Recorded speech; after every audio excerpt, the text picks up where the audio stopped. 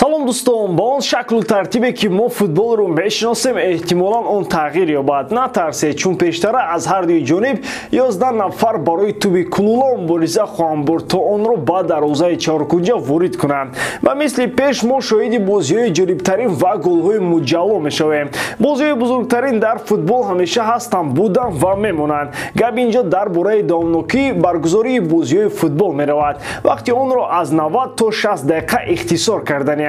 امروز ما در باره همین و دیگر خبرهای مهم گپ میزنیم. لایک و کامنتار و زیر کردن زنگوله چون همیشه خواهش ما از شما است. دوستان، چون هر وقت سرپرست ویدیوی ما شرکت 1x میباشد. رجیستراسیای اوسان پر کردن مبلغ از تمام گوشه و کنار دنیا، ولی از هم مهم بونوس تا $100 در اولین پرداخت با پروموکد MG0777. ссылкаи بازی در کامنتار. با همه موفقیت. тавре мо медонем айни ҳол рақобатҳо 90 дақиқа ҷараён мегиранд, новобаста аз он ки туб аз майдон берун мешавад ва ё футболбозон байни худ ва ё бо довар баҳс мекунанд, сониҳаҳо рафтан мегиранд. баъдан довар вақти талафшударо ҷуброн мекунад. ӯ паузаҳоро ба инобат гирифта баъд аз анҷоми рақобат вақти изофагиро таъин мекунад. ҳамин чиз метавонад аз футбол гирифта шавад ва вақти тоза дар он ҷорӣ шавад. чунин ибрози андешаро собиқ довари англис Марк Клеттенбург пешниҳод кард. бо ӯ амали бозингарони Реал Мадрид дар рақобат бо Манчестер Сити писанда омаданд. ба андешаи Клеттенбург, футболбозони шаҳри Мадрид дар 30 дақиқаи овертайм умуман ба корҳои дигар машғул буданд, то вақтро ба ҳар роҳ кашол диҳанд, вале ин футбол набуд. ба иқрори Марк Клеттенбург, дар футбол бояд 60 дақиқа бошаду халос, вале ин 60 дақиқа бояд вақти тоза бошад. ҳар боре ки туб берун аз майдон мешавад ва дар ҳар лаҳзае ки бозӣ ҷараён надошта бошад, сониҳаҳоям истанд.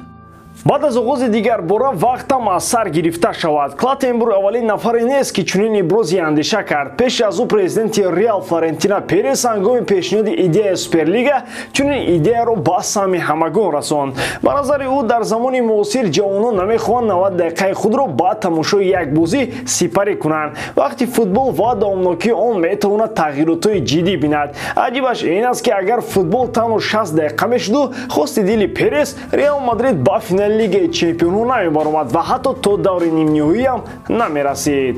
Пол Погба метавонад дар Манчестер боқӣ монад, на дар Юнайтед, балки дар шаҳри Манчестер. ба нимҳиматгари фаронсавӣ таваҷҷӯҳ аз дасти кабуди Манчестер дида мешавад. Погба мавсими кунуниро хеле хуб оғоз намуд, вале дар рафти он осебҳо ва тамбалиаш боз ӯро дар чашми мухлисони МЮ шум кард. тарафдорони Манчестер Юнайтед аз Погба талаб доранд ки дар ҳайати манчестериён ба мисли мунтахаби Фаронса рақобатҳои ҷолиб ва бузург нишон диҳад, вале бозии Пол дар Фаронса куллан дигару дар Манчестер Юнайтед тамоман дигар. муҳлати қарордоди нимҳиматгари фаронсавӣ тобистони ҳамин сол ба итмом мерасад. дақиқа ба дақиқа вақти ӯ дар ҳайати девоҳои сурх ба анҷоми худ наздик аст. чанде маротиба дар бораи шартномаи нави ӯ хабарҳо баромаданд, аммо ҳамаи онҳо дурӯғ буданд. Пол Погба ва дастаи шаҳри Манчестер давоми мавсим дар бораи шартномаи наваш гуфтушунидҳо накарданд. Погба ишора кард ки танҳо дар охири мавсим дар мавриди ояндаи худ дар сафи манчестериҳо андеша хоҳад кард. бо роҳбарияти девоҳои сурхам пас аз ҳамин мавсим гуфтушунидҳо хоҳанд шуд. набаромадани МЮ ба Лигаи чемпионҳо ба ояндаи Пол Погба дар ин тим таъсири худро мерасонад. ӯ бе ягон дудилагӣ метавонад ба сафи Манчестери дигарӣ гузарад. шаҳриҳо мехоҳанд нимҳиматгари фаронсавиро ба ҳайси агенти озод ба сафашон ҷалб намоянд. худи Погба ҳам ҳавасманд аст ки дар Манчестер Сити бозӣ кунад. аввалтар аз ҳама нимҳиматгари фаронсавӣ мехоҳад бо Хосеп Гвардиола кору фаъолият карда зери роҳбарии ӯ бозӣ намояд. Рубен Невеш дар ҳар равзанаи трансферӣ ба як даста раб дода мешавад. дар ҳар фасли хариду фурӯши футболбозон ишора мешавад ки нимҳиматгари португалӣ ба ину он даста меравад. ҳар бор мо чунин хабарҳоро мешунавем, вале Рубен Невеш то ҳол дар дастаи Вулверхэмптон аст. ҳамин тобистон ҳамаи чиз дар ин масъала метавонад тағйир ёбад. ин навбат кор ҷиддӣ аст. дастаҳои топ аллакай ба Вулверхэмптон пешниҳодҳо ҷиҳати ҷалб кардани Невеш равон карданд. пеш аз ҳама ду дастаи премер лигаи Англия мехоҳанд дар ин ҷода пешсаф бошанд. яке Манчестер Юнайтед ва дигари Арсенал мебошад. манчестериҳо ба рафтани Погба омодагӣ дида истодаанд. вақте ки ӯ меравад, бояд як нафари дигар ҷойгузинаш дар дастаи шаҳри Манчестер бошад. Арсенал аллакай ду футболбози хуб дар хатти нимҳимоя дорад. Инҳо Томас Партӣ ва Эдегор мебошанд ки шартномаи дарозмуҳлат бо лондониҳо доранд. Танҳо Гранит Ҷака дар ҳолати номуайянӣ қарор дорад. Шояд ӯ тобистон аз сафи лондониҳо равад. Аз ин лиҳоз дастаи шаҳри Лондон ҳанӯз аз равзанаи зимистонаи хариду фурӯши бозингарон ба футболбози португалӣ мароқи хоса зоҳир намуд. Худи Рубен Невеш ҳам мақсад дорад дар АПЛ боқӣ монад ва корномаи худро маҳз дар ин лига идома диҳад. Ӯ борҳо дар мусоҳибааш ишора кардааст ки дар Англия хушбахт аст ва мехоҳад дар Албиони Туманпеч бозӣ кунад.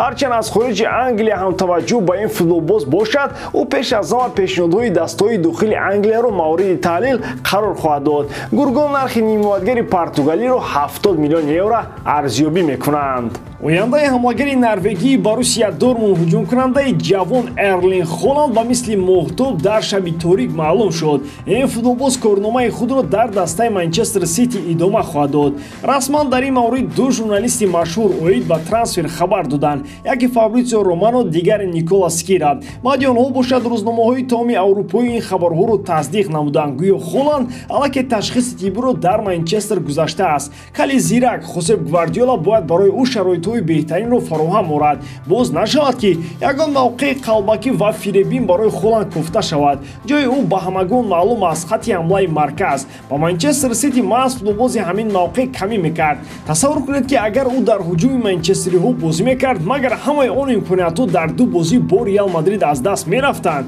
Ба Сити нафаре намерасид ки ба ҳуҷумҳо ва комбинатсияҳои беҳтарин хотимаи пурсамар бахшад.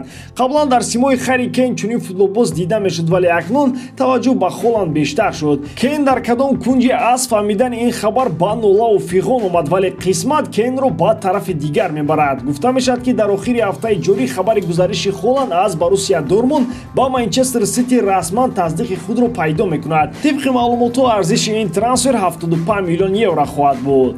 Эрлинг яке аз футболбозоне мешавад ки манчестериҳо бо маоши калон пардохт хоҳанд кард, аммо ин ҳам ҳадду ҳудуд дорад. Ҳамлагари норвегӣ беш аз 375 000 фунт дар як ҳафта нахоҳад гирифт. Чунин маошро дар Сити айни ҳол Кевин Де Брюйне дорад. Талабгорони дигари Холанд бо Сити дигар мубориза бурда натавонистанд. Пеш аз ҳама инҳо дастаҳои бузурги Испания, Реал Мадрид ва Барса буданд. Эрлинг собиқ дастаи падарашро интихоб кард. Фарқият он аст ки дар замони падараш Алф Инги Холанд дастаи Манчестер Сити як клуби қатори ва миёнаҳоли Англия буд. ҳамакнун бошад дастаи бузурги ҷаҳонӣ.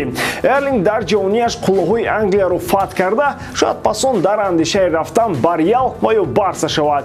Дӯстон, шумо дар бораи ин трансфер чӣ фикр доред? Оё Холанд метавонад дар сафи шаҳриҳо яке аз беҳтарин бозингарони ҷаҳон табдил ёфта соҳиби ҷоизаи туби тиллоӣ гардад? ҳатман андешаҳои худро дар комментария нависед.